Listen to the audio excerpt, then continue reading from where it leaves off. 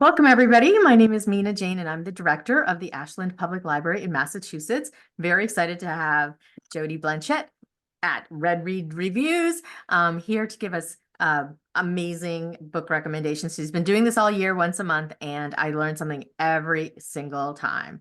And my TBR pile is about to explode. It's all your fault, Jody. I try. Thank you. Not a problem. Anyway, so really quickly, I'd like to thank the Friends of the Ashland Public Library for supporting this program and all of our programs. I'd like to thank Jody for letting us share this program, the series, with a bunch of other libraries. And with that, I see Ginny's here from Hanover, one of our partnering libraries. Very exciting. I hope you're here for ideas just like I am, Ginny. So Red Read Reviews writes reviews for Instagram, mostly horror and thriller, but sometimes she throws in a little red herring. So she's going to talk about a bunch of books she's been reading and loving, and I will send out a list to everybody who's registered afterwards. So you don't have to take notes; you can just listen. If you have questions, put them in the Q&A or the chat. I will moderate them to Jody. Jody, welcome. Tell us what we need to be reading. Hello. So I thought this month I would talk about a couple series that I'm into. I don't know how many people are into series. I tend to start from book one. Okay, are you a book oneer? You have to start from the beginning. Have to read it in order. So Lisa Gardner is one of my favorite thriller writers, and I actually started her Dee Warren series at like book number like 6 or 7, which is weird, right? But it was given to me as an arc, and I'm like, oh, I'll read this. I got it at Book Expo a bazillion years ago. And so I started the book, and then I fell in love with the character Dee Warren, and I'm like, oh, I have to go back and start from the beginning. So what I actually did was I started backwards, which is really weird, right? So book 6, you're doing it book 5, 4, all the way to the first one. And I found that I fell more in love with her character reading it backwards, like getting her story. I know it's weird. I don't recommend it. I don't normally do that. It's like that. Yeah. It's like that movie back in the day. What was it? Memento. Memento. Yes. I remember. That will never happen again. So doing the Dee Warren series worked for me backwards, but I definitely recommend doing it from the beginning. So I can't remember the first name. Here I am with book recommendations, and I can't remember the first book of the series. You have to look that up. But I wanted to recommend Lisa Gardner for series in general, because she's got the Dee Warren series is really good. After I read that, I jumped onto her FBI Profiler series. That was very good. And like there's like 10 books. The woman's been writing books forever. She's got like 40 books. She comes out with a book every year. She's an animal. Her newest series is can I just interrupt you for a second? Her first Dee Warren book was Alone. Are you a fan of the series? No, I just looked it up. I'm a librarian. I was like totally thrilled for a minute there. Okay, so start with Alone. It's a very good book. They get better from that first one. And they're very dark and bad, like serial killers and just all the dark bad things. But so her new series is the Frankie Elkin series, and this book just came out this month. It's called I Still See You Everywhere. This is book number 3 in this series. I have book number 2, but I don't have book number 1. And so Frankie Elkin is one of those cold case investigators. Did you all just hear my dogs? I did, yes. And yeah. I wanted to say, isn't this the book that you picked up from her at Unlikely Story recently? Yes. I saw that. So I went to see her at Unlikely Story, and I got to do like this exclusive upstairs thing where you got to talk to the writer, and there was only 12 of us, and I was like fangirling, and it was really bad, and I'm like tried not to touch her, but you have to touch her because she's like gold. It was bad. It was so bad. Like I totally embarrassed myself, but I hope I actually drove to New Hampshire to meet her for her last Dee Warren book, and I planned a whole vacation around meeting her because like I'm just obsessed with the woman. Her writing style is amazing. But anyways, enough about me. Frankie Elkin, the cold case sort of looks for the missing that are not super publicized. So this book takes her to she's hired by a female serial killer to find the serial killer's lost sister, and it ends up taking her to this like remote island that is cut off from civilization, and it's so good. It definitely murdery. There's a couple twists in there that I did not see happening. There's some you're gonna want to Google coconut crabs. Did you read this one? Are you familiar with this one? No. Okay, so Lisa wrote this after she went and visited a remote island that was like an educational thing for her, and she got to experience coconut crabs and the creepy wildlife of a remote island. Coconut crabs are like the size of a dog, Oh. and they're cannibals. Oh. Yeah.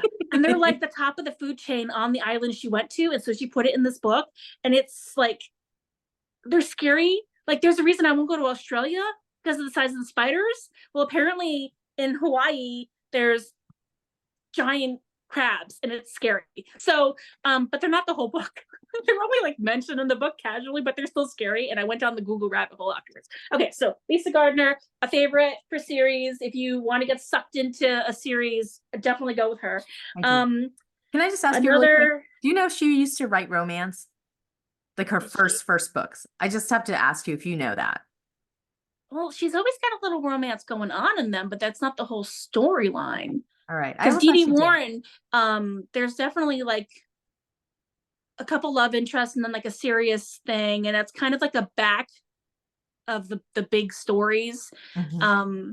So yeah, I can. Wait, are you trying to convert me? Stop trying to convert me. You'll always bring up this romance. You're killing me here. It's not happening. Actually, there is a romance book coming up that I might read by Lane Fargo. She recently told me that she's doing a genre jump, and I think it's historical. I don't know, but I love her, so I'll read it. Oh God, it'll probably kill me, and oh God, it might make my super small Grinch heart grow like 3 sizes.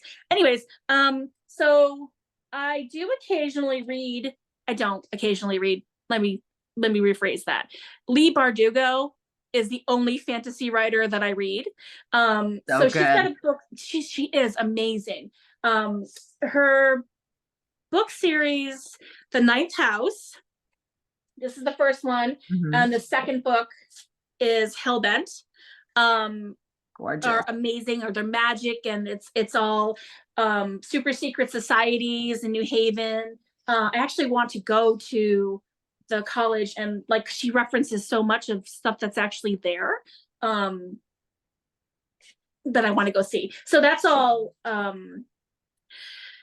dark academia, witchy. There's magic, there's other worlds, there's demons. It's written so well. Not my normal thing, but I do have a soft spot for witches and magic, so that's why I picked this series up in the first place. But her new book coming out is not part of a series called The Familiar. Oh yes, I saw that. It came out today, I believe. I finished it last night. Ooh, that was you, not me. That was me. You went dark.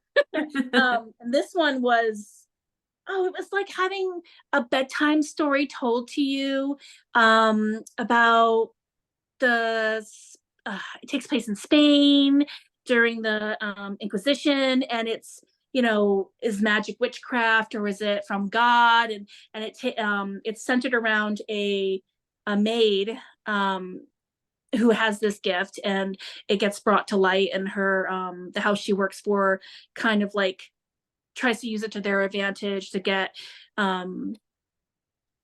put up in the ranking. And there's a little bit of love in there. Actually, yeah, love story happens like middle of the book, and it becomes everything. So freaking well written. Like, she writes, man. I haven't read her other series. What is it? The Wishiverse. Yes. What is it called though? They're like the I own them. They were made into a TV show. I know. I think there's like, is there werewolves involved in that? Where there's wolves involved in it somewhere? I don't think so. Okay, maybe all right. Well, I own them, and I plan on reading them at some point, but there's like 4 of them, and I really want to be able to read them back to back. So But anyway, so I recognize this. I recommend this writer if you're into fantasy. So far from what I've read from her, she has not failed me. This new one was amazing. I got all emotional at the end. She's so good. And like I said, it's like having a bedtime story read to you. Just with how vivid she paints the pictures and her writing style, she just can't fail. Like, woman's unstoppable. So that's Shadow and Bone. there you go. Shadow and Bone. Yep. I'm not sure how many books are in that series, but it became a Netflix thing. I was gonna watch it with my daughter, but then I'm like, I have to read them first. We never actually watched them. But I heard the casting was on point. Yeah. They're werewolves. I haven't even read them. I'm like, if there's wolves involved, the vampires, because I am a Twilight lady. So that's another good series. I'm sure everybody's read it. I always recommend Twilight. Okay, so my next series that I want to recommend is Stephen Graham Jones, who I actually absolutely love. He's horror. The first book in the series, the Jade Daniels series, it's called My Heart is a Chainsaw. Have you read any of these? Okay. I've never even heard of this one. What? Yeah, He's I like, know. this is like, oh my God, he's such a big horror writer. Like, he goes to the Westport Library, and oh my God, I love him. He's the nicest man you'll ever meet too. He's got the best smile. He's so freaking nice, and he's so intelligent, and he knows everything there is to know about horror movies. He is like got it on Rolodex in his brain and can like tell you anything. And that's what happens in these books. They're about a girl named Jade Daniels who is obsessed with horror movies and kind of like lives her life by the horror movies, and you will get an education. So first one is My Heart is Chainsaw. Second one is Don't Fear the Reaper. It's a continuation of the story. Her small town Proof Rock, Idaho. She kind of like defends its honor. Bad things happen. Supernatural things happen. There's like people living in the lake that come out, like this whole like ring vibe with the droopy hair and the little girl. And then there's a little boy in there. My God, there's so many bad things that happen in this town. Like, if I lived in this town, I would get out, but she stays, and like she is a final girl. That's the new thing that everybody's talking about, is final girls. And she is the ultimate final girl. The last book in it's not a series. Is it considered a series if it's a trilogy? I don't think so. Okay, so has then a definite end. Trilogy. How many does it have to be series? To be a serial killer, you need more than 3 bodies. I know that. You know that how? Research. Yeah. I mean, I always think of a series as something that you think is going to end, but it never does. Okay, well, this one has an end, so it's a trilogy. So books 1 and 2, and then his new one that just came out last week. What are we? Like, 2 weeks ago, because it came out in March. Angel at Indian Lake is the final book in the series, and it's like the perfect conclusion. His body count, like, I should probably tally, but like there's always at least 20 people that end up dead. And like this town is withering away to nothing, but there's still bodies, and there's bodies in the lake, and there's, oh my God, there's wildlife gets involved. There's bears in this one. There was elks in the other one. It's elk. Yeah. See what I did there? I did. It's just so well written. And if you want to be caught up on all things horror movie, if you have to go to like trivia night and know your horror movies, I recommend reading these 3 books. So Stephen Graham Jones never fails. Another, a couple of his books, Night of the Mannequins, Mongrels, or Only the Good Indians. He's known more for that one, the Only the Good Indians, are just amazing. He's so good at characters and backstory, and he just brings everything to alive. I just absolutely love him, and he has the best dimples I've ever seen on a human being. I have a question for you. And remember, for anybody who's listening in, just feel free to ask questions as you'd like. Now, the word Indian has certain connotations. How does he handle that in his books in terms of like not using Native American or Asian Indian or whatever? Well, he is Native. Ah. I don't know what tribe. That's probably not correct. He is, I can't remember. But he is, and he does representation of Native people in all of his books. Like Only the Good Indians, it's heavy with hunter-gathering vibes and taking too much from nature and having it come back at you.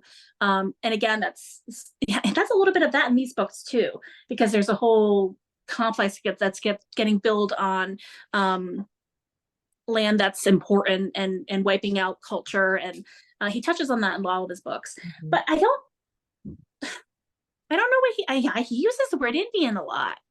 So, but the proper, I believe, it's Native, right?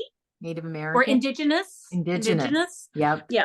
He doesn't really mess with words. Well, I don't, maybe I'm in the minority here, but like, I don't know if everything has to be PC, but it has to feel understood to me. Like, why is he using that language? And it's because he's Native. So and like, He I don't can. like, like I get that part. So I just wanted to clarify, for my own purposes. Right. No, he does use Indian a lot.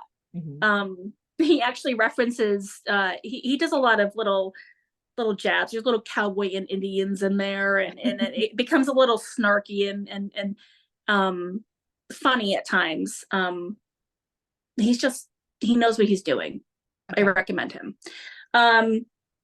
Another series, and probably the last one I'm going to recommend today, is so if you want to baby step into horror, this author, I guess she's considered YA, but I don't think she's YA. I think she's like baby stepping into horror.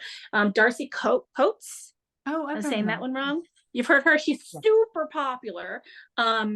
So I haven't read all of her books. I've only ever read this series. I have the first 3. There are 4 out. They're called the Grave Keeper series. The first one is The Whispering Dead. And these books are all relatively short. It's almost like they're a little bit thicker than an old school R.L. Stine, like 250 pages plus, super short, super quick to read. I've actually listened to them all on audio. I own them, but I've listened to them because the narrator kind of nails it. First one is Whispering Dead. Second is The Ravenous Dead. And third is The Twisted Dead. I think the fourth is The Hungry Dead. So it's about a young lady who wakes up in a graveyard, has no memory of who she is or how she got there, kind of like takes on the role of this graveyard keeper by the preacher that owns the property. And she can see ghosts. She can talk to them. They can't always talk back. Some can. And she's trying to like clear the graveyard, like send people off to the other side, but she's got to find out why they're sticking around. But while she's doing that, outside stuff kind of comes in, and she's got to help like other people in town. And then she forms like the Scooby-Doo gang with her locals that become her really good friends and help her along the way. And in each book, she finds a little bit more about who she was in the past and about what her gifts really are. So it's kind of like YA in the fact that you've got the Scooby-Doo gang and you've got her figuring out who she is, but then it does get dark and a little bit more horrific in each book. The one that I just read, the Twisted Dead, I think was probably the darkest of them all. And that one's got more of a haunted house vibe. And as she's coming more into her powers of releasing the dead and finding out what their damage is, it gets a little bit darker, and then her past gets a little bit darker. So I do like her. And like I said, she is a good way to baby step into horror. If you're not ready for horror, she is the gateway drug. And she's got like 30 books under her belt too. And I think she's got a bunch of other series too. But everybody loves her. And I missed the opportunity to meet her when she came around because she's from the UK. I was so bummed. I think I had something going on at the library. And I had to miss it. I was so bummed. I was like blaming it on the library. So Ginny has a question or a comment, which I think is really interesting, that Gail Carriger of the Parasol Protectorate series is a good baby step to horror. Now, I've never thought of Gail Carriger as horror. I've always thought of her as steampunk and fantasy, but Ginny, fight me on this because I'll listen to what you have to say. What's the name? Gail Carriger, she's wonderful. I love I think the first one was Soulless, and you just have to read it, and Okay. it's a whole series, and it's steampunk. It's like this alternate Yeah. Victorian. Oh, and she's got the vampire werewolf thing going. In that series? I didn't think so in that series, Jenny. I thought that was in a different series she had. But anyways, oh wait. I'm not remembering. I've read it a long time ago, but she's wonderful. Oh, in both. She has the vampire werewolf thing in both of her series. Okay. Yeah, definitely steampunk, definitely some fantasy. That sounds like some horror elements for those baby steps. Okay. I'm ready. I take notes. I found I found that I have to now because you give me Rex and the people give Rex and there's like never ending TBR stuff going on here. Okay, so I wrote that down. I'm gonna have to look her up. So for my non-series that I wanted to talk about, I don't have a copy of the book. I did it on audio. Are you familiar with Sally Hepworth? Yeah. Okay. Her new book, Darling Girls, Mhm. it's her best. I really Really? liked her last book, but this book was fantastic, super dark. It dives into foster care, and it's about these girls that are put in this foster system, and they get a family. Well, not a family. They get this woman a single woman who takes care of them, and of course she's like the picture perfect woman, and everything's not as it seems, and it gets incredibly dark. And she's the woman, I think she's bipolar, she's narcissist, she's got all sorts of bad things going on. She's got a little psychopathy thing going on in there. And she lashes out on the girls. And then so it jumps back and forth from their time at the foster care and then to now. And a body's been discovered on the property. So they're all called back to talk about, their past there. Maybe they knew something about what happened with the body. And it gets really, really dark. And it's really screwed up. It's like super screwed up. Like the mind games that this woman plays with those kids, and they're not even kids, they're like 13-year-old girls, just starting to figure out who they are, and they're totally getting crushed and screwed up by this really crazy woman. It's just written so well, so screwed up. I totally dug it. I like screwed up. So that is Darling Girls by Sally Hepworth. And would you think that that's more of a mystery or psychological thriller? Psychological thriller, man. She messed with my head. Like no. Like I was a couple moments I was definitely shocked. And I don't even want to call them twists. It's like mind games. Mm-hmm. It's just mind games. You definitely feel I walked away from the book uncomfortable. Like, oh my God, this was such a good book. I have to be moved. Even if I'm uncomfortable, it's okay. So one of my favorite writers in the whole entire world is Mary Kubica. Everybody knows who she is. I started reading her from Pretty Baby. Read that book, read her backlist, read everything after it. I started a Google search with books like Mary Kubica. And that started me, honestly, she started me down my thriller rabbit hole. She really brought me to the thriller genre. So her new book is She's Not Sorry.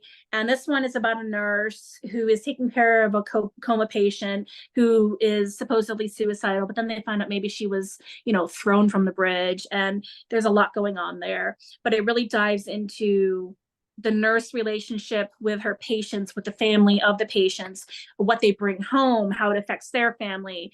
And of course, Mary Kubica. So it just becomes this twisty, turny, psychological. You can't trust Mary Kubica. I just, you think you know what she's going to do, but then she just creeps up on you, slaps you in the face and say, no, it's really this. I met her last week and I pretty much told her that she's lost all my trust, that I don't trust her characters or anybody because she's that good at making you believe that they're good people and they're not good people. They never are good people. Really, really good book. Highly recommend it. Mary Kubica, it's fantastic. She really a flawless woman. That's so funny because I've heard that from other people too, that she's You can't trust her. Yeah. No. Yeah. You can't trust her. She's so good at getting into the mind of people, and figuring out how they can be, like I said, that psychological twisty turny selves, so that they put on a face, but they're actually not who they And think. she's really good at doing the mother-daughter thing. I think Mhm. most of her books have the mother-daughter thing going on. And she really gets it. She has, I believe, an 18-year-old daughter. So it feels like the books have grown with her daughter.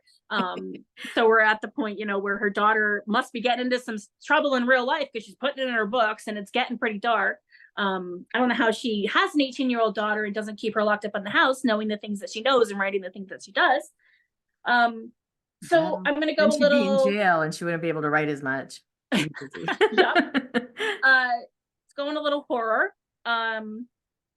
I'm gonna say it wrong. Diabola I would say by Jennifer Thorne. Diavola. There you Diavola. go.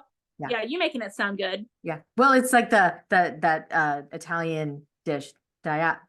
Now I'm not gonna be able to say it. Go ahead. Tell us about this book. It takes place in Italy.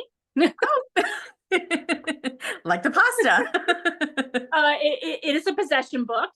So this woman goes on a vacation with her family. She's sort of the black sheep in the family, and they want to blame everything on her. They bring up past stuff with her. She can't do anything right. So there's a very negative vibe inside the house with that.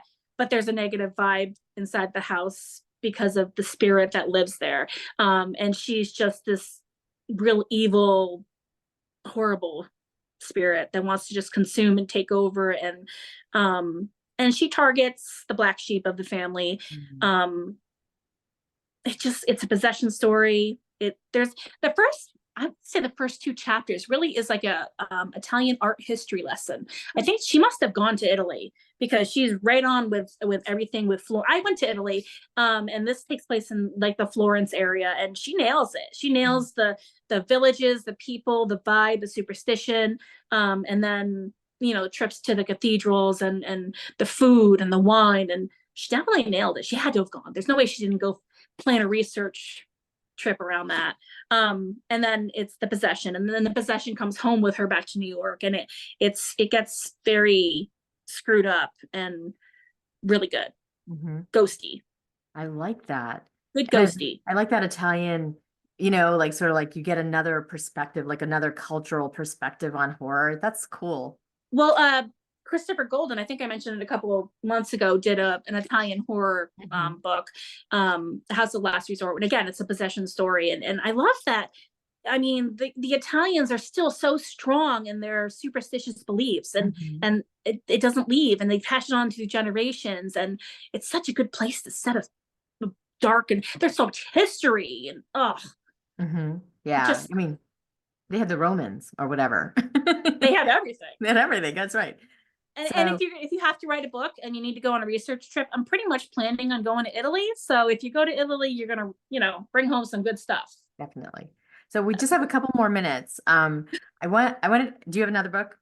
I have like 3 backup books. Oh God. No. I want to ask you, have you ever read, we were talking about body count. Have you ever read Karen Rose? No. So she writes romantic suspense, because I read romance and you read horror. But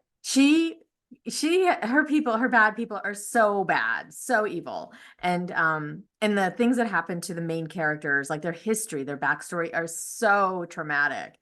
And then they figure it out as they go, like as they chase down people and things like that. But the body count is unbelievable. I mean, Really? yeah, I'm like, did they have to die? Did they have to get hit in the head? Did they have to be in the hospital? Did they have like, but yes, they did. I love it when no one is safe. Yes. Those are the best books. Yes. And you just don't know like who they're gonna go after next. And it's just some little old lady that's just minding their own business. You're like, no. I'm watching the True Blood series with my daughter, and Graham gets killed like in the first season, the grandma, and my daughter's like, why did they have to kill the grandma off? And I'm like, because no one's safe. The people that you love, like our favorite character is Lafayette. And there's a scene where we thought he was gonna die, and she's like, if Lafayette dies, I'm not watching this anymore. And I'm like, this is how it rolls. HBO always kills off my favorite characters, and I get so angry. But it's so good. Like, oh my God, that's so do I have time for just one more book? Yeah, go for it, real quick. One more book. Ghost Station. This is like space scares the crap out of me. Oh. Aliens, I mean, aliens are give or take it or leave it. I don't need to have aliens, but space, getting stuck in space, the seclusion, it's claustrophobic. It's like being under the water. Space and under the water are my big fears. It's a space horror. It's actually a therapist this is set in the future, obviously, because space travel, let's go jump planet to planet and see what we can find, and oh, it's okay. So they have a therapist that goes on this one spaceship to make sure everybody's okay because they lost one of their own, and it becomes this whole mind screw up. So much fear. There's aliens, but they're not really aliens. And then there's like, oh, creepy crawlies under the skin. It's so gross, but it's so good, and it's so scary and creepy. And I really recommend this one if you want to be uncomfortable. Space scares me. Her last book was I can't think of the name of it. I own it. It's probably behind me. Scared the crap out of me as well. I can't do space. I can't do underwater, and I can't do space. And yet you can do all of the horror, which is really interesting. Yeah, you're a contradiction, but I really like you. Okay, so we're about out of time, but I do want to say thank you, and we'll see you next month, a week early, May 7th instead of the 14th, and we'll have just as much fun and many books to talk about. Awesome, sounds good. All right, well, thanks everybody for being here, and Jody, I'll see you next month. Okay, thank you. Bye. Bye.